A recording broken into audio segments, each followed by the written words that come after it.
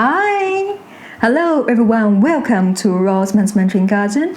In our previous episodes, we discussed the logic, word order, and key differences between Chinese and English sentences. Starting from this lesson, we will move on to specific sentence patterns. This will help you to express yourself in a more native way.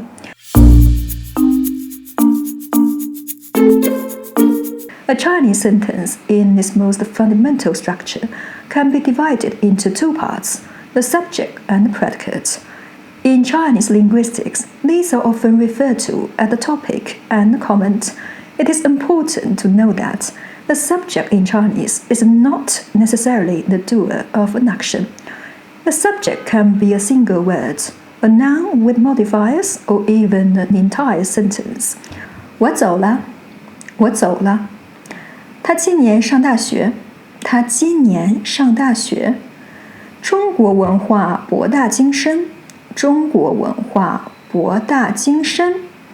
那里平静的生活让人向往，那里平静的生活让人向往。他父亲去世，成为了压垮他的最后一根稻草。他父亲去世，成为了压垮他的最后一根稻草。You can find the detailed explanation of Chinese subject in this lesson. Today, let's talk about Chinese predicates. In a simple Chinese sentence, everything apart from the subject belongs to the predicate. The predicate can be a verb-object phrase, a complex structure with modifiers. Furthermore, if a single verb-object phrase does not fully express the intended meaning, we can add more verbs after it.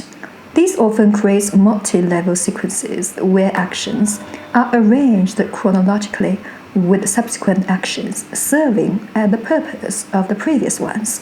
This may sound abstract, so let's look at examples. 他走出去了，他走出去了，他走出去开门了，他走出去开门了，他走出去开门迎接客人了，他走出去开门迎接客人了。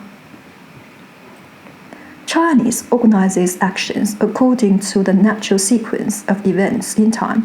If you experience this situation in real life, you would first walk out, then open the door, and finally greet the guests. In this example, the subject he is the doer of the whole action sequence. However, in Chinese, there is another situation that object of the previous action could serve as the subject of the following actions. This is called 间语句 in Mandarin, which means a noun could actually be both the object and subject of actions in the same sentence.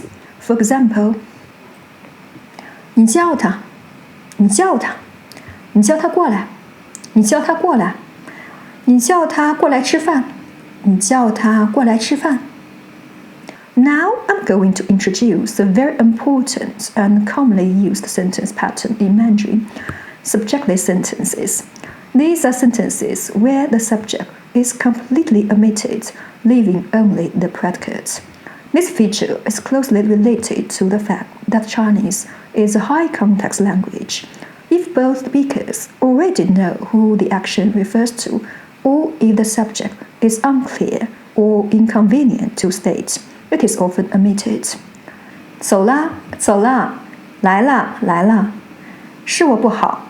是我不好，是你不对，是你不对。下雨了，下雨了。有人吗？有人吗？ In all these examples, you can see that the sentences begin with a verb. They are not imperative sentences, they are subjectless. It's very hard for English speaker to understand. Without context, I see even AI sometimes translate them literally to imperative sentences in English, which change the whole meanings. As we discussed before, Chinese is a language of paradoxes. It relies on mutual understanding and implied sense. Because subjects are frequently omitted, the boundaries between the words and the sentence, or one sentence and the next, can be blurred.